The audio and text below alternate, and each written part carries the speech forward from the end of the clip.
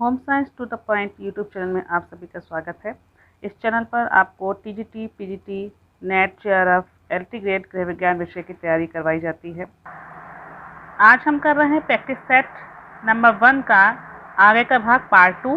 पहले भाग में हम यहाँ पर 62 क्वेश्चंस को सॉल्व कर चुके थे, जो कि 62 क्वेश्चंस था।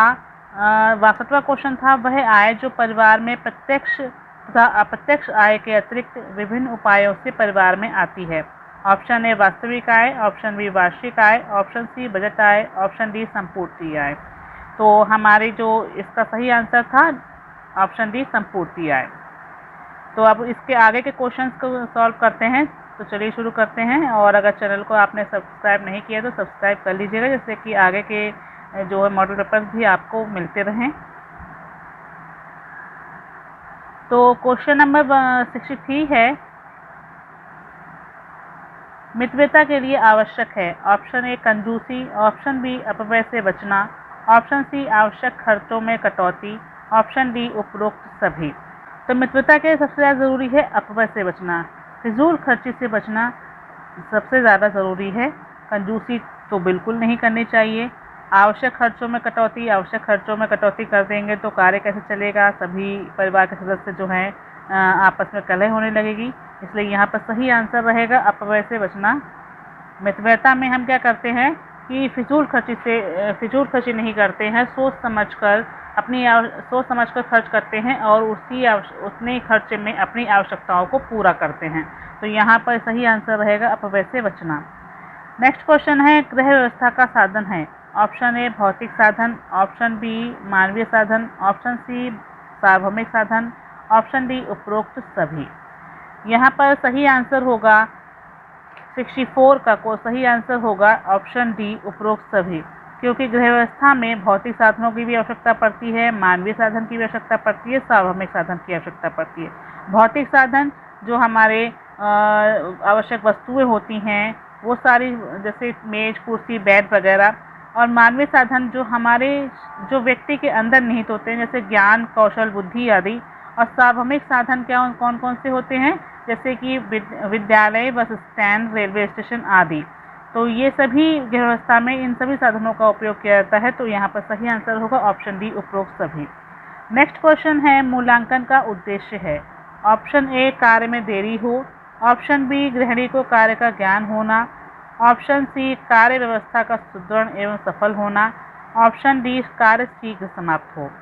तो यहाँ पर सही आंसर होगा कार्य व्यवस्था का सुदृढ़ एवं सफल होना, क्योंकि मूल्यांकन का उद्देश्य क्या होता है कि हम जो कार्य कर रहे हैं वह अच्छी तरीके से हो और सफलतापूर्वक संपन्न हो, उसी का हम मूल्यांकन करते हैं।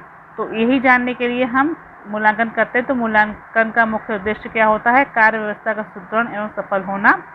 नेक्स्ट 66 क्वेश्चन है, कार्य व्यवस्था को प्रभावित करने वाला सबसे महत्वपूर्ण कारक है। ऑप्शन ए योजनाबद्ध होकर कार्य करना, ऑप्शन बी परिवार के सदस्यों का सहयोग, ऑप्शन सी परिवार की आय, ऑप्शन डी परिवार के सदस्यों का व्यवहार। तो कार्य व्यवस्था को प्रभावित करने वाला सबसे महत्वपूर्ण कारक क्या होगा कि योजनाबद्ध होकर कार्य करना। यह कार्य व्यवस्था को सबसे ज़्यादा प्रभावित करता है, क्योंकि जब हम योजनाबद्ध कार्य करेंगे तो हमारी कार्य व्यवस्था सबसे उत्तम होगी।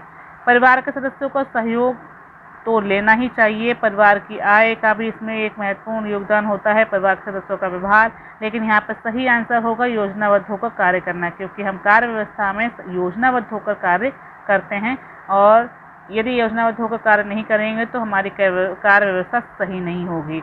तो कार्य व्यवस्था को प्रभावित करने वाला सबसे महत्वपूर्ण कारक क्या है, योजनाबद्ध होकर कार्य करना। नेक्स्ट क्वेश्चन है, बजट का मुख्य उद्देश्य है। ऑप्शन ए आय व्यय का संतुलन, ऑप्शन बी व्यय अधिक करने की व्यवस्था, ऑप्शन सी कीमती वस्तुएं खरीदने का उपाय, ऑप्शन डी उपरोक्त सभी। तो बजट का जो क्या मुख्य उद्देश्य है कि हम बजट में क्या करते हैं, आय व्यय का अनुमान लगाते हैं। आप कुल आय की जानकारी लेते हैं, कुल व्यय की जानकारी लेते हैं, यानी कुल अनुमानित व्यय का जो है जानकारी लेते हैं, उसमें बचत का प्रावधान होता है। तो यहाँ पर सही आंसर होगा आय व्यय का अनुमान। तो और ऑप्शन बी जो है वो सही नहीं होगा, क्योंकि उसमें लिखा है व्यय अधिक करने की व्यवस्था। तो हम बजट में व्यय को संतुलित करते हैं, व्यय अधिक करने की व्यवस्था नहीं करते हैं। कीमती वस्तुएं खरीदने का उपाय भी नहीं करते। हम मितव्ययता पूर्वक अपना जो है सभी आवश्यकताओं की पूर्ति करते हैं। तो यहाँ पर ये भी गलत होगा, ये भी गलत होगा। Option A is right answer. Next question है, आय बढ़ने के साथ धनी वर्ग किस पर अधिक खर्च करता है? ऑप्शन ए शिक्षा, ऑप्शन बी मनोरंजन, ऑप्शन सी स्वास्थ्य, ऑप्शन डी उपरोक्त सभी। तो जब जैसे जैसे आय बढ़ती जाती है, जो एंजल का बजट दिया गया है, तो उसमें उन्होंने क्या बताया है कि जो मदें बताई हैं, शिक्षा, मनोरंजन, स्वास्थ्य, भोजन, ये सभी मदें हैं, उस पर उन्होंने जो है प्रत्येक वर्ग का बजट बताया है। तो उसमें उन्होंने बताया है कि जैसे जैसे आय बढ़ती जाती है, तो वैसे वैसे धनी वर्ग जो है वो शिक्षा, मनोरंजन और स्वास्थ्य पर अधिक खर्च करने लगता है। इन तीनों चीज़ों पे जो है व्यय की बढ़ोतरी हो जाती है। तो यहाँ पर सही आंसर होगा उपरोक्त सभी। नेक्स्ट क्वेश्चन है, विब्रियो कॉलरा नामक जीवाणु से होता है? Option A flu, option B हैजा, option C typhoid, option D tetanus. तो विब्रियो कॉलरा नामक जीवाणु से हैजा रोग होता है। हैजा रोग जो है जो दूषित भोजन होता है, दूषित जल होता है, उसके सेवन से होता है। उस दूषित जल में विब्रियो कॉलरा नामक जीवाणु होता है, जिसको हम अगर दूषित जल या भोजन करते हैं तो उससे ये जीवाणु हमारे शरीर में जाकर हैजा रोग उत्पन्न करता है। नेक्स्ट क्वेश्चन है, द्रव निसंक्रामक है? Option A DDT, option B लाल दवा, option C chlorine, option D phenyl. तो यहाँ पर सही आंसर होगा फिनाइल। द्रव निसंक्रामक हमारे घर में क्या होता है? फिनाइल हम लोग यूज करते हैं। नेक्स्ट क्वेश्चन है 71, गैसीय निसंक्रामक है?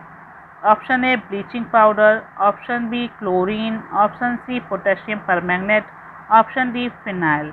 तो यहाँ पर गैसीय निसंक्रामक पूछा गया, जो गैस रूप में है। तो ब्लीचिंग पाउडर तो हमारा पाउडर के रूप में होता है, पोटेशियम परमैंगनेट ये भी जो है हमारा लिक्विड के रूप में होता है, फिनाइल लिक्विड के रूप में होता है, लेकिन यहाँ पे क्लोरीन जो है वो गैस के रूप में होता है। तो गैसीय निसंक्रामक क्या होगा? Option B is right answer, chlorine. Next question है, कूड़ादान होना चाहिए? ऑप्शन ए खुले ढक्कन वाला, ऑप्शन बी पूरे मोहल्ले का सम्मिलित कूड़ादान, ऑप्शन सी ढक्कनदार एवं आसानी से ले जाने योग्य, ऑप्शन डी उपरोक्त में से कोई नहीं। तो यहाँ पर जो है कूड़ादान खुले ढक्कन वाला तो बिल्कुल नहीं होना चाहिए, वरना उसमें जो है कीटाणु उत्पन्न होंगे और मक्खी मच्छर उसमें जो है पनपेंगे और वो सभी उसके ऊपर बैठे रहेंगे। इसलिए जो है खुले ढक्कन वाला तो बिल्कुल नहीं होना चाहिए। और पूरे मोहल्ले का सम्मिलित कूड़ादान, तो पूरे मोहल्ले का सम्मिलित कूड़ादान होगा तो सभी को कूड़ा डालने में दिक्कत होगी। सब लोग अपने घर से व्यक्तिगत रूप से आकर उसमें कूड़ेदान में कूड़ा डालने नहीं आएंगे हर समय। तो यहाँ पर जो है ये भी गलत होगा और यहाँ पर सही आंसर होगा ढक्कनदार एवं आसानी से ले जाने योग्य। तो कूड़ादान ढक्कनदार होना चाहिए और आसानी से ले जाने योग्य होना चाहिए। हम सभी अपने घरों में एक कूड़ादान रखते हैं, डस्टबिन रखते हैं, जो कि ढक्कनदार होना चाहिए। उसमें अपने प्रतिदिन का कूड़ा उसमें डालते हैं और फिर प्रतिदिन उस कूड़े का निस्तारण करते हैं। कहाँ करते हैं? अपने घर से कूड़ा ले जाकर जो मोहल्ले का कूड़ादान रखा है वहाँ पर डालते जाके, और वहाँ से जो है नगर पालिका के लोग आते हैं और वो वहाँ से कूड़ा ले जाकर कहीं दूर से जो है उसका निस्तारण करते हैं। तो कूड़ादान हमारा जो है यहाँ पर ढक्कनदार और आसानी से ले जाने योग्य होना चाहिए। C is right answer. Next question है, नवजात शिशु के रोने पर क्या आंसू टपकते हैं? ऑप्शन ए हाँ, ऑप्शन ए हाँ, ऑप्शन बी कभी कभी, ऑप्शन सी नहीं, ऑप्शन डी अनिश्चित। तो यहाँ पर जो है ये कंफर्म नहीं है। तो यहाँ पर क्या है, नवजात शिशु के रोने पर आंसू जो है अनिश्चित हैं। अनिश्चित यहाँ पर option D is right answer होगा।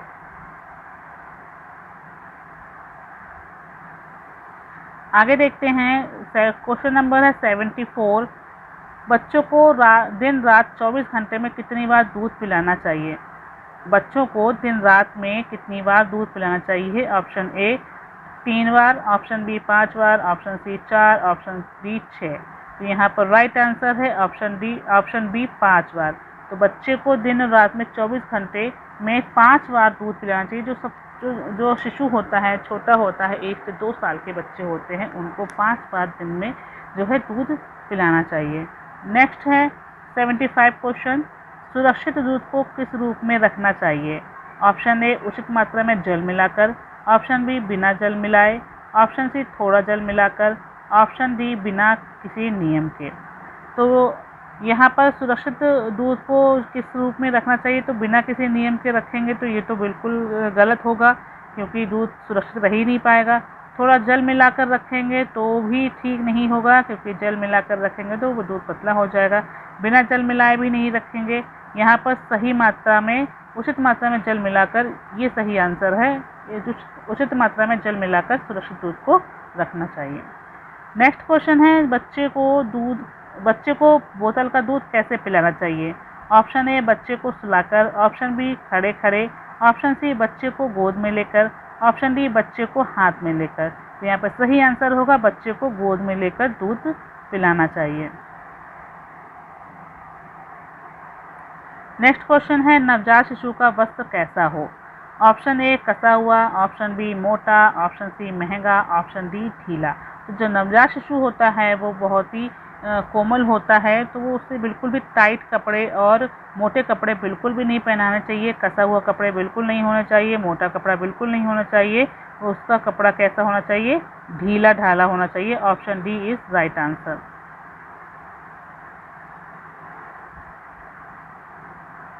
तो नेक्स्ट क्वेश्चन है, ज्यों-ज्यों बच्चे की उम्र बढ़ती जाती है त्यों-त्यों उसकी नींद की अवधि ऑप्शन ए बढ़ती जाती है, ऑप्शन बी घटती जाती है, ऑप्शन सी कोई अंतर नहीं आता, ऑप्शन डी उपरोक्त में से कोई नहीं। तो जैसे जैसे जो नवजात शिशु होता है वो दिन में 24 घंटे में 22 घंटे सोता है जब वो पैदा होता है। फिर धीरे धीरे बड़ा होता जाता है तो 22 से 18 घंटे, 16 घंटे ऐसे कम होता जाता है, और फिर 7 से 8 घंटे वो जो एक सामान्य व्यक्ति सोता है, जितनी नींद आवश्यकता है उतनी नींद हो जाती है। तो जैसे जैसे बच्चे की उम्र बढ़ती जाती है वैसे वैसे उसकी नींद की अवधि क्या होती है? घटती जाती है। Option B is right answer. Next question है, 6 माह के बच्चे को सोना चाहिए। ऑप्शन ए 10 घंटे, ऑप्शन बी 12 घंटे, ऑप्शन सी 18 घंटे, ऑप्शन डी 22 घंटे। तो यहाँ पर सही आंसर होगा ऑप्शन सी 18 घंटे। तो जो 6 माह का बच्चा होता है उससे 18 घंटे सोना चाहिए। नेक्स्ट क्वेश्चन है, शिशु के लिए व्यायाम। ऑप्शन ए कब्ज करता है, ऑप्शन बी शरीर वर्धक है, ऑप्शन सी नींद नहीं लाता है, ऑप्शन डी रक्त संचालन कम करता है। तो यहाँ पर क्या है, शिशु को व्यायाम कराना चाहिए। छोटा बच्चा होता है तो उसको तेल की मालिश करके उसके हाथ पैर इस तरीके से हिलाते डुलाते हैं, तो उसका व्यायाम कराते हैं। तो उससे क्या है, वो व्यायाम हमारे लिए, जो उस बच्चे के लिए नुकसान नहीं करता है, ना ही कब्ज करता है, ना ही नींद उसकी कम करता है, और ना ही ऐसा होता है कि उसका रक्त संचालन कम हो जाए। तो यहाँ पर उसका क्या है, व्यायाम हमेशा क्या है, शरीर वर्धक होता है। तो यहाँ पर सही आंसर होगा ऑप्शन बी, शिशु के लिए व्यायाम शरीर वर्धक है।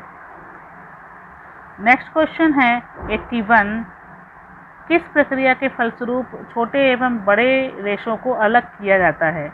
किस प्रक्रिया के फलस्वरूप छोटे और बड़े रेशों को अलग किया जाता है? ऑप्शन ए कटाई, option B drawing out, option C combing, option B उपरोक्त सभी। तो यहाँ पर क्या है कि जो छोटे और बड़े रेशों को जो अलग करने की जो प्रक्रिया होती है वो होती है drawing out. Option B is right answer.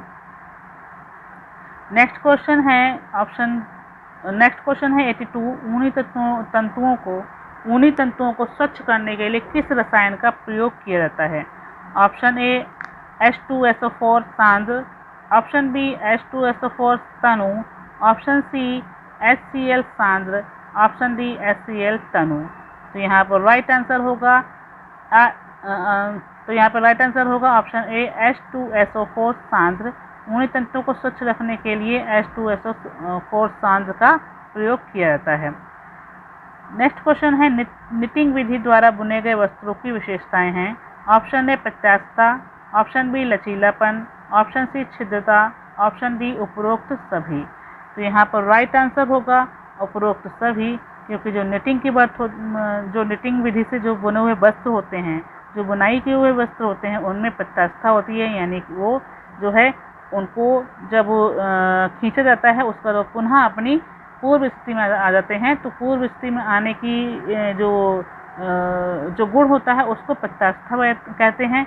उसमें लचीलापन का गुण भी होता है, और जो बुने हुए कपड़े होते हैं उनमें छिद्र भी होते हैं, वो जालीदार दिखते हैं। तो यहाँ पर सही आंसर होगा ऑप्शन डी, उपरोक्त सभी।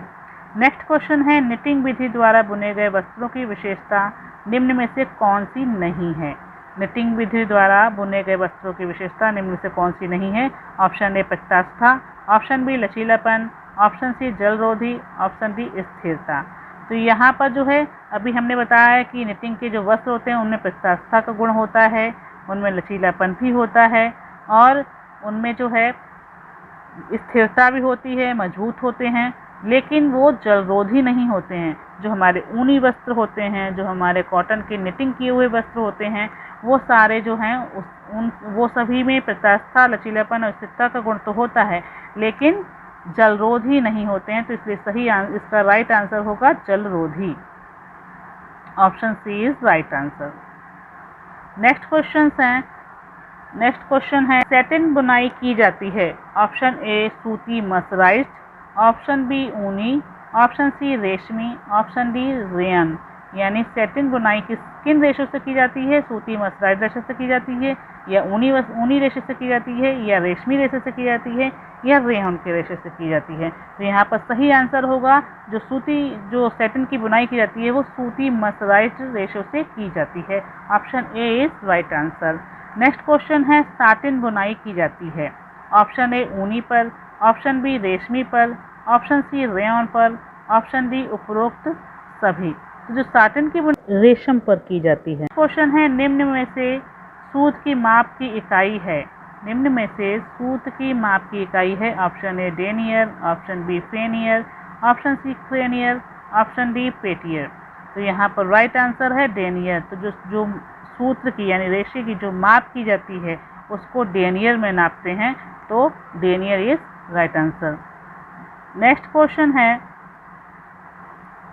किनारी किसे कहा जाता है? ऑप्शन ए वस्त्रों के दोनों ओर आधा या पौन इंच की सघन रचना को, ऑप्शन बी कपड़ों में पड़े कंघी के निशानों को, ऑप्शन सी कपड़ों के किनारे पर लगे कीलों के निशानों को, ऑप्शन डी उपरोक्त सभी। तो जो कपड़े होते हैं, जो साड़ी होती है या हम जो थान में से कपड़ा लेके आते हैं, तो उसके किनारे पर क्या होता है, वहाँ पर जो है बहुत सघन संरचना होती है और एक रिबन के समान वो दिखाई देती है, तो उसी को हम लोग किनारा कहते हैं, किनारी कहते हैं। तो उसमें क्या होता है कि वो क्या होते हैं, वस्त्रों के दोनों ओर क्या है, आधे या पौन इंच की जो सघन संरचना होती है, वहाँ पर रेशे क्या है, बहुत पास पास होते हैं, इसीलिए वो किनारी का रूप ले लेते हैं। तो यह इसका सही आंसर होगा ऑप्शन ए, वस्त्रों के दोनों ओर आधा या पौन इंच की सघन रचना को किनारी कहते हैं। नेक्स्ट क्वेश्चन है आमाशय की दीवार बनाता है। Option A rennin, option B pepsin, option C पित्ताशय, ऑप्शन डी ए एवं बी दोनों। तो यहाँ पर राइट आंसर रहेगा आपका ऑप्शन डी, ए और बी दोनों। आमाशय में क्या होता है कि जो यहाँ पर आमाशय की दीवार बनाता है, यहाँ पर क्या है, आमाशय की दीवार में आमाशय में कौन कौन से रस उत्पन्न होते हैं, यहाँ पर क्वेश्चन ये होना चाहिए। तो जो यहाँ पर सही आंसर है, रेनिन और पेप्सिन दोनों ही एंजाइम्स उसमें उत्पन्न होते हैं, वो वहाँ पर कार्य करते हैं। तो यहाँ पर option D is right answer होना चाहिए।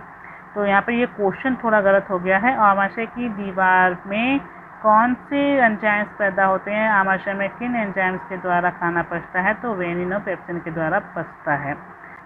क्वेश्चन नंबर 90, रक्त परिसंचरण प्रणाली में शरीर के ये भाग सम्मिलित रहते हैं। ऑप्शन ए रुधिर पेशियां, हृदय एवं धमनियां, ऑप्शन बी हृदय शिराएं एवं धमनियां, ऑप्शन सी रक्त हृदय धमनियां एवं शिराएं, ऑप्शन डी हृदय यकृत फेफड़ा एवं रक्त। तो ये 90 क्वेश्चन था। इस क्वेश्चन का सही आंसर होगा ऑप्शन सी, रक्त हृदय धमनियां एवं शिराएं। रक्त परिसंचरण प्रणाली जो ब्लड सर्कुलेशन सिस्टम होता है, उसमें क्या होता है कि जो हमारा हार्ट होता है वो इस तरीके से हार्ट होता है। उसमें क्या होता है कि जो है महाधमनी होती है, महाशिराएं होती हैं, और जो हृदय होता है, तो रक्त संचरण तंत्र का जो मुख्य भाग है वो तो हृदय ही हो गया, और जो महाधमनी होती है उनसे शिराएं निकली होती हैं और धमनियाँ निकली होती हैं। तो इस तरीके से उसमें क्या है कि और इन धमनियों और शिराओं में क्या बहता है, रक्त बहता है। तो इसलिए यहाँ पर इन्होंने क्वेश्चन क्या पूछा है कि रक्त परिसंचरण प्रणाली में शरीर के कौन कौन से भाग होते हैं। तो धमनियाँ होती हैं, शिराएँ होती हैं और उसमें बहता हुआ रक्त होता है और हमारा हृदय होता है। तो इस तरीके से इसका सही आंसर होगा रक्त परिसंचरण तंत्र प्रणाली में शरीर के रक्त, हृदय, धमनियाँ और शिराएँ भाग सम्मिलित रहते हैं। नेक्स्ट क्वेश्चन है, सामान्यतः स्वस्थ शरीर में रक्त की मात्रा होती है। Option A 4 litre, option B 6 litre, option C 2 litre, option D 10 litre. तो यहाँ पर राइट आंसर होगा ऑप्शन बी 6 लीटर। तो 6 सामान्यतः स्वस्थ शरीर में कितने, जो 6 लीटर की मात्रा लगभग होती है। नेक्स्ट क्वेश्चन है, रक्त का मुख्य कार्य है। ऑप्शन ए रोगों से रक्षा, ऑप्शन बी हार्मोन्स का संवहन, ऑप्शन सी तापक्रम का नियमन, ऑप्शन डी उपरोक्त सभी। तो यहाँ पर राइट आंसर होगा ऑप्शन डी उपरोक्त सभी, क्योंकि रक्त का मुख्य कार्य क्या है, रोगों से रक्षा करना भी है, क्योंकि इसमें जो है लाल रक्त कणिकाएँ, श्वेत रक्त कणिकाएँ रहती हैं। श्वेत रक्त कणिकाएँ क्या करती हैं, रोगों से रक्षा करती हैं। हार्मोन्स का संवहन भी होता है, इसी रक्त के द्वारा पूरे शरीर में हार्मोन्स पहुंचाए जाते हैं। तापक्रम का नियमन भी करता है, हमारे तापक्रम को जो है कंट्रोल में रखता है, उसका नियंत्रण में रखता है। ठीक है, तो यहाँ पर सही आंसर होगा option D is right answer. Next question है, संवातन से लाभ है। ऑप्शन ए शुद्धिकरण का, ऑप्शन बी अशुद्धिकरण का, ऑप्शन सी सर्दी का, ऑप्शन डी विसंक्रमण का। तो यहाँ पर राइट आंसर होगा शुद्धिकरण का, option A is right answer. तो संवातन से क्या होता है, हमारे जो है कमरे की वायु जो है शुद्ध होती है, जो अशुद्ध वायु होती है वो गर्म होकर बाहर निकल जाती है, जो ताज़ा वायु होती है वो भारी होती है, वो अंदर आती है। इस तरीके से संवातन होता है, अशुद्ध वायु बाहर निकलती है और शुद्ध वायु अंदर आती है, इस तरीके से संवातन होता है। तो शुद्धिकरण, जो वायु का शुद्धिकरण वो है संवातन से होता है, ये इसका मुख्य लाभ है। नेक्स्ट क्वेश्चन है 94, फेफड़े संबंधी रोगों को स्वस्थ मनुष्य की अपेक्षा शुद्ध वायु की आवश्यकता होती है। फेफड़े संबंधी जो रोगी होते हैं उनको स्वस्थ मनुष्य की अपेक्षा शुद्ध वायु की अधिक आवश्यकता होती है, क्योंकि उनको सांस लेने में दिक्कत होती है नॉर्मली, तो उनको शुद्ध वायु अधिक होती है। इसीलिए जो फेफड़े संबंधी जो रोगी होते हैं उनको डॉक्टर लोग जो हैं पहाड़ों पर या हिल स्टेशन पर जाने के लिए कहते हैं, क्योंकि वहाँ की जो हवा होती है वो बहुत शुद्ध होती है। तो जो जो फेफड़े संबंधी रोगी होते हैं उनको अधिक शुद्ध हवा की आवश्यकता होती है। नेक्स्ट क्वेश्चन है 95, गंदी वायु को निम्न में कौन कारक शुद्ध करता है। जो दूषित वायु होती है उसको कौन सा कारक शुद्ध करता है। Option A carbon dioxide, option B वर्षा, ऑप्शन सी मोनोगैस, ऑप्शन डी नाइट्रोजन। तो यहाँ पर राइट आंसर होगा ऑप्शन बी वर्षा, क्योंकि जब वर्षा होती है तो जो अशुद्ध वायु होती है उसमें जो धूल कण वगैरह होते हैं वो वर्षा के कारण भी एकदम नीचे बैठ जाते हैं और वायु शुद्ध होती है। इसीलिए आप लोगों ने देखा होगा कि जब वर्षा होती है तो सब कुछ बहुत क्लीन दिखाई देता है और बहुत ही ताजगी महसूस होती है, तो क्योंकि वायु जो है शुद्ध हो चुकी होती है। तो वर्षा जो है गंदी वायु को शुद्ध करने का प्रमुख कारक है। नेक्स्ट क्वेश्चन है, किस गैस से जलती चीज़ बुझ जाती है। Option A oxygen, option B nitrogen, option C ammonia, option D carbon dioxide. तो ऑक्सीजन तो हमारी किसी भी ज्वलन क्रिया के लिए जो है ऑक्सीजन तो बहुत ज़रूरी होती है। नाइट्रोजन एक निष्क्रिय गैस है। यहाँ पर जो राइट आंसर होगा कार्बन डाइऑक्साइड। कार्बन डाइऑक्साइड जो है चीज़ उससे जो क्या है जलती हुई चीज़ें बुझ जाती हैं। जैसे कि अगर आप मोमबत्ती जला रहे हैं तो वायुमंडल में ऑक्सीजन है इसलिए मोमबत्ती जल रही है, लेकिन अगर उसके आप एक प्रयोग करें, ये उसके ऊपर अगर आप गिलास या कोई बर्तन उसके ऊपर उल्टा रख देंगे तो उसके अंदर की जो वायु, गिलास के अंदर की जो वायु होती है उतनी देर उसमें जो ऑक्सीजन रहेगी उतनी देर तो वो मोमबत्ती जलती रहेगी, लेकिन जैसे ही उस एरिया की ऑक्सीजन ख़त्म हो जाएगी वहाँ पर कार्बन डाइऑक्साइड हो जाएगी तो वो मोमबत्ती बुझ जाएगी, तो वहाँ पर आग नहीं जलाई जा सकती।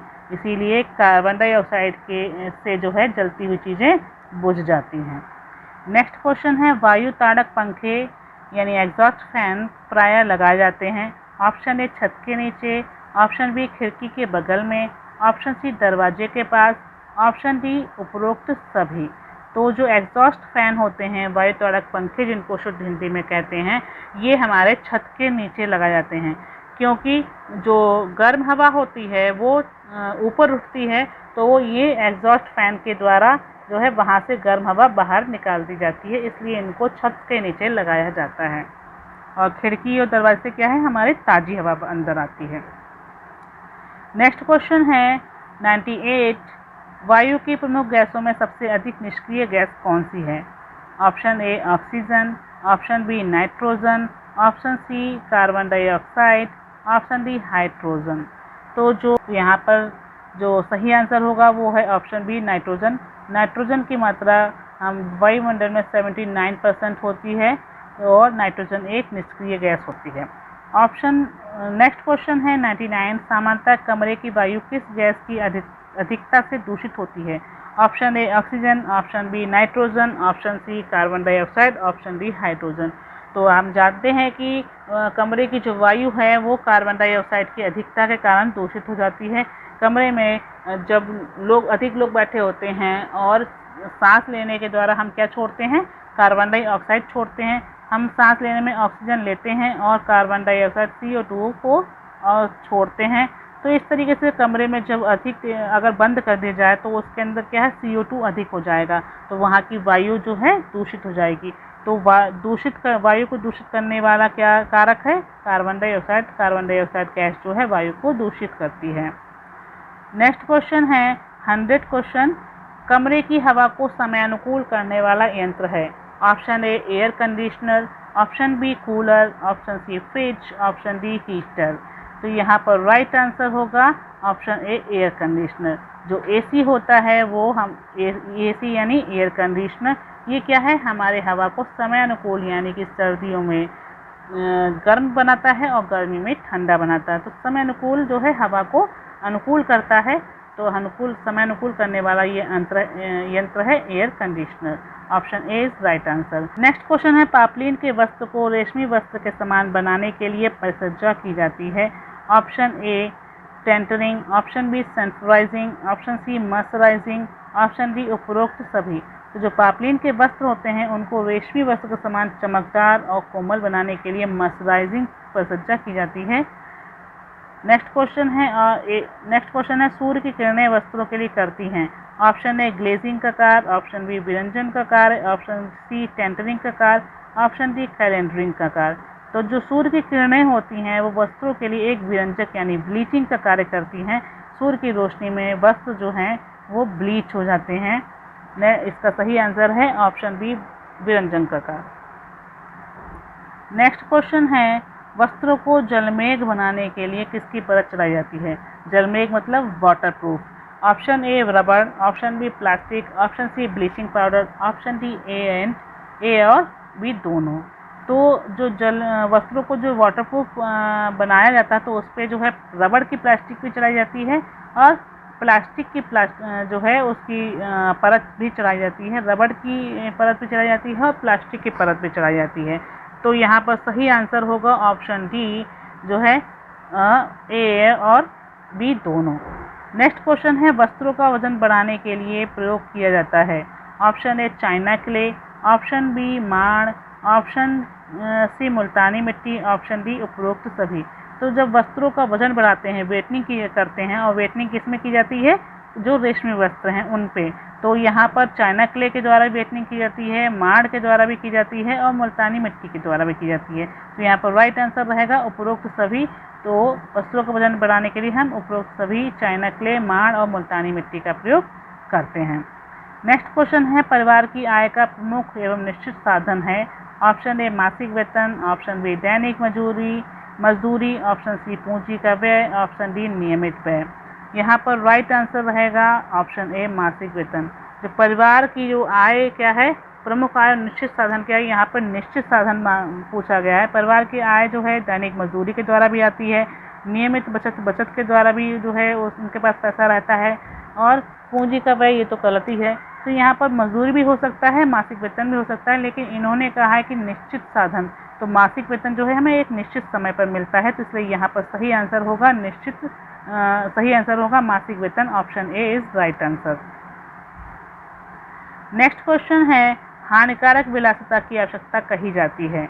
ऑप्शन ए कार रखना, ऑप्शन बी सोने की घड़ी पहनना, ऑप्शन सी अत्याधुनिक साजो सामान रखना, ऑप्शन डी शराब पीना। तो जो हमारी आवश्यकताएं होती हैं वो अनिवार्य आवश्यकताएं होती हैं, आवश्यक आवश्यकताएं, अनिवार्य आवश्यकताएं होती हैं और जो है विलासिता की आवश्यकताएं भी होती हैं। तो जो विलासिता की आवश्यकताएं दो प्रकार की होती हैं, हानिकारक विलासिता की आवश्यकताएं और लाभदायक विलासिता की आवश्यकताएं। तो हमारी जो है कार रखना, ये सोने की घड़ी रखना, अत्याधुनिक साजो सामान रखना, ये क्या है, ये तो लाभदायक होते हैं, इनसे कोई परेशानी नहीं होती है। लेकिन जो हानिकारक विलासिता की आवश्यकताएं होती हैं, शान शौकत की आवश्यकता होती है, वो क्या है, शराब पीना। तो ये हमारी हानिकारक होती है। तो इसलिए यहाँ पर सही आंसर होगा ऑप्शन डी, शराब पीना।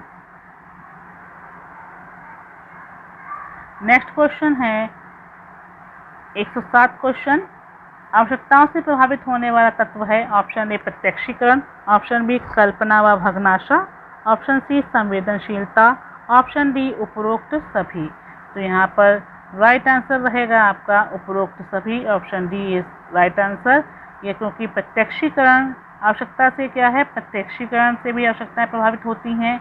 कल्पना और भग्नाशा, हम कल्पना में जो सोचते हैं उससे भी अपनी आवश्यकताएं प्रभावित होती हैं। और हमारी संवेदनशीलता से भी आवश्यकताएं प्रभावित होती हैं, हम किस चीज़ के प्रति संवेदनशील हैं, हमें उस तरीके की हमें आवश्यकताएं उत्पन्न होती हैं। तो ये सभी जो हैं प्रभावित करने वाले तत्व हैं। तो इसलिए यहाँ पर सही आंसर रहेगा ऑप्शन डी इज उपरोक्त सभी। नेक्स्ट क्वेश्चन है, आवश्यकताओं की पूर्ति के नियम हैं। ऑप्शन ए संस्कृति, ऑप्शन बी वातावरण, ऑप्शन सी शारीरिक संरचना, ऑप्शन डी उपरोक्त सभी।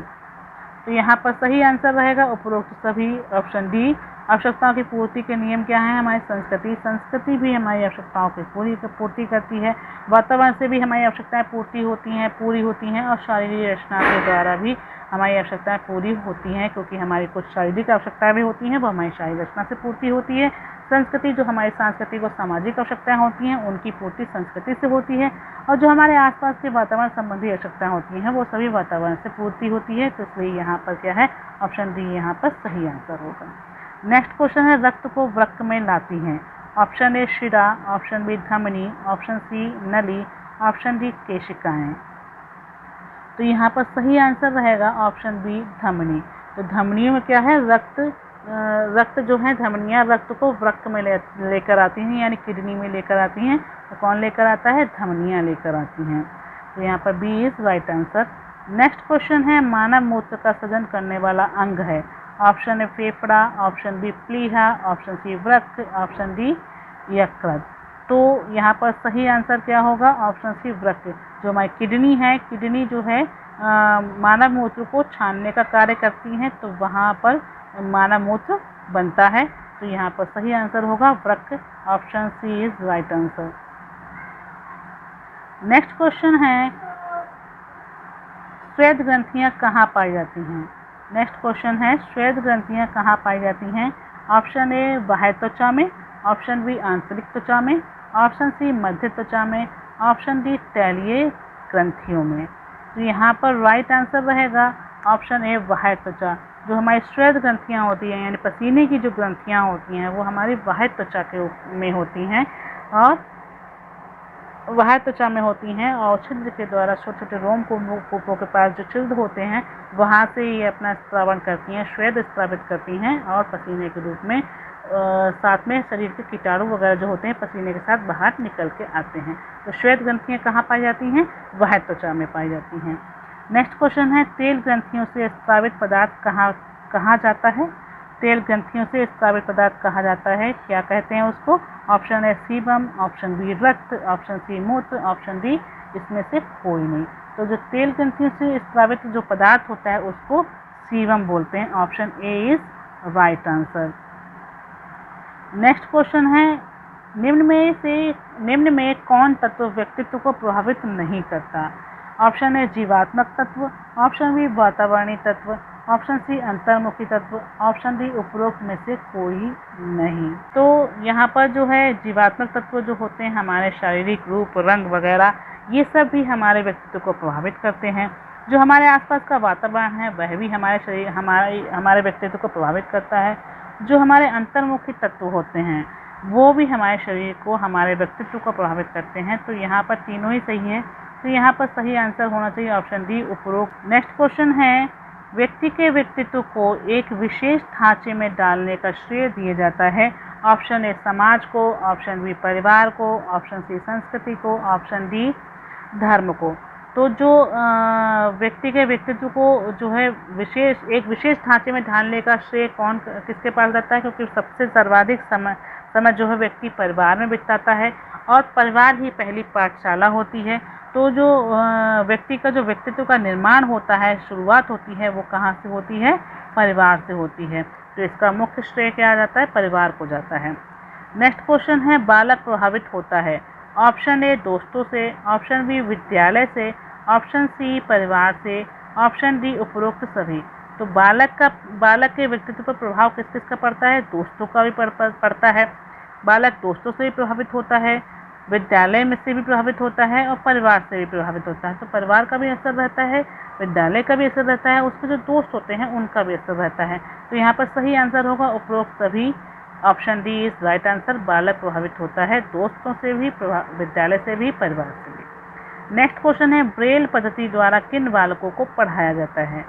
ब्रेल पद्धति क्या होती है, वो जो नेत्रहीन लोग होते हैं वो उसमें जो है ब्रेल पद्धति में क्या है, अक्षर वगैरह जो है वो उभरे हुए अवस्था में बने होते हैं और जो नेत्रहीन व्यक्ति होते हैं वो उन उभारों को महसूस करके अक्षरों को पढ़ते हैं।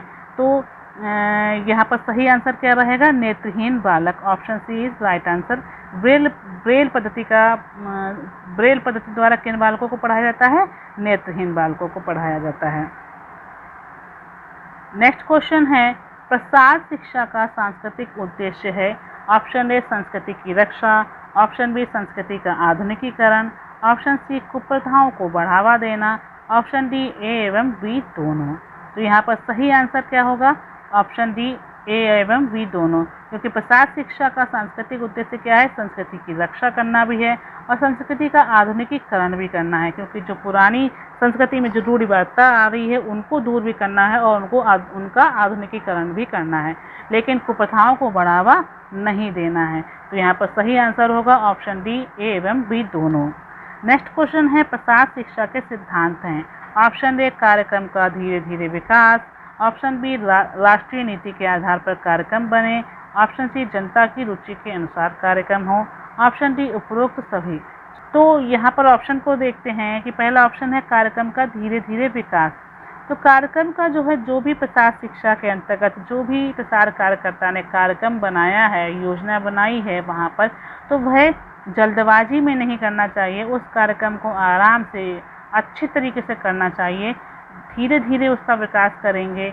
मीन्स वहाँ पर जो योजना है वो स्थायी रूप से चलाएंगे, अच्छी तरीके से चलाएंगे, उसमें जल्दबाजी नहीं करेंगे। तो यहाँ पर इसीलिए ये सिद्धांत भी है कि कार्यक्रम का धीरे धीरे विकास हो, जल्दबाजी नहीं करना। तो इसलिए ये सोचकर ये ऑप्शन ठीक हो सकता है। ऑप्शन बी भी सही है, राष्ट्रीय नीति के आधार पर कार्यक्रम बने, क्योंकि प्रसार शिक्षा का जो मुख्य सिद्धांत है कि हम जो भी योजनाएं बनाएं, कार्यकर्ता जो भी कार्य योजना बनाए वह राष्ट्रीय नीति के अनुसार हो, उसी के आधार पर कार्यक्रम की योजना बनाए। तो ये तो सही सिद्धांत है। और जनता की रुचि के अनुसार कार्यक्रम हो, ये भी सही है कि जनता की रुचि के अनुसार हम जो भी कार्यक्रम बनाएं, जो प्रसारकर्ता होता है वह जो भी कार्यक्रम बनाए, वहाँ की जिन लोगों के लिए कार्य योजना बना रहा है, जहाँ पर सुधार करने की योजना बना रहा है, तो वहाँ की जनता की रुचि के अनुसार कार्यक्रम बनाए।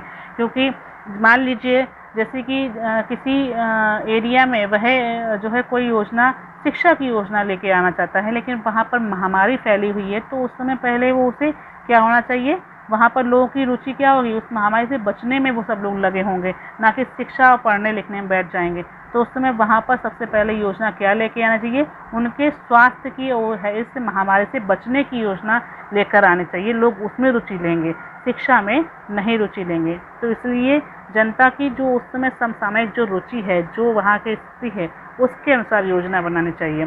तो यहाँ पर ये भी सही है, ये भी सही है, और कार्यक्रम का धीरे धीरे विकास, तो ये भी सही होगा। यहाँ पर तीनों ही सही हो सकते हैं, तो इसलिए यहाँ पर सही आंसर होगा ऑप्शन डी उपरोक्त सभी। नेक्स्ट क्वेश्चन है प्रसार कार्यकर्ता की भूमिका निम्न में से कौन नहीं होनी चाहिए।